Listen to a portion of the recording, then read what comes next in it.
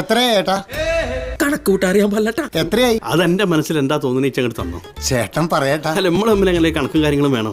ചേട്ടൻ കണക്കോ? ഇത് ആദ്യമായിട്ട് കഴിക്കുമ്പോൾ ഇങ്ങോട്ട് കൊണ്ടാ ഒന്നും തിരക്കിന്റെ ഇടയിൽ കൂടി പൈസയും കണക്കൊന്ന് പോവിടുന്ന്. വൈകിട്ട് ചായ കുടിക്കാൻ വരാൻ നിർത്തി തരാം. ഇവന് വൈകുന്നേരം ചായ കുടിക്കാൻ വരുമോ? ചേട്ടാ 2 ചായ. ഒന്ന് എണീറ്റ് പോടാ അവിടുന്ന്. ഒരു ചായ വാങ്ങി മോന്തി മോന്തി വൈകുന്നേരം വരെ കടക്കാരെ കുറ്റം പറഞ്ഞ് ഇരുന്നോളൂ. ഇയൊക്കെ എനിക്ക് എത്ര പൈസ രണ്ടെന്ന് വല്ല ബോധമുണ്ടോ? ഒരു പണിക്കും പോവില്ല. ചേട്ടാ കാശ് തരാൻ ആഗ്രഹമില്ല. വീട്ടില് ഭയങ്കര പട്ടിണിയാണ്. എന്റെ തന്തേന്ന് പറഞ്ഞ ഒരാഴ്ചയായി പടി പിടിച്ച് വീട്ടിൽ പണിക്ക് പോകാണ്ടിരിക്കണത്. എന്നാൽ അയാളുടെ ഭാര്യയൊക്കെ മരുന്ന് മേടിക്കാനുള്ള പൈസക്കെങ്കിലും ഒക്കെ പണിക്ക് പോകാൻ പാടില്ല. അവസാനം ഞാൻ അപ്പൂപ്പനോട് പണിക്ക് പോകാൻ പറഞ്ഞു. 90 വയസ്സ് വരെ പട്ടറ പോലെ പണിയെടുത്തല്ലേ ഇനി പറ്റൂലെന്ന്. എന്തൊരു കഷ്ടമാണിത്. ഞാൻ കടിച്ചു പിടിച്ച് ക്ഷമിച്ച് ജീവിക്കണെന്ന് അറിയാമോ? എടാ ശീമപ്പന്നി പോലെ വളർന്ന് എനക്ക് പണിക്ക് പോയിക്കൂടെ?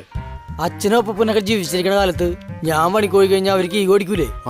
തലയിരിക്കുമ്പോ അലാടാൻ പാടില്ലല്ലോ. പണിക്ക് പോകാനൊരു അനിയനില്ലാത്തതാണ് എന്റെ ഏറ്റവും വലിയ ദുഃഖം. തിന്നേന്റെ പൈസ ഉണ്ടോ? കണക്ക് എന്നാ ചേട്ടൻ കൂട്ടി പറ എത്രയായി പറഞ്ഞോന്നേ. എത്രയായി പറഞ്ഞാൽ ഞങ്ങൾ തരാം. ദൈവം ചോദിക്കണം.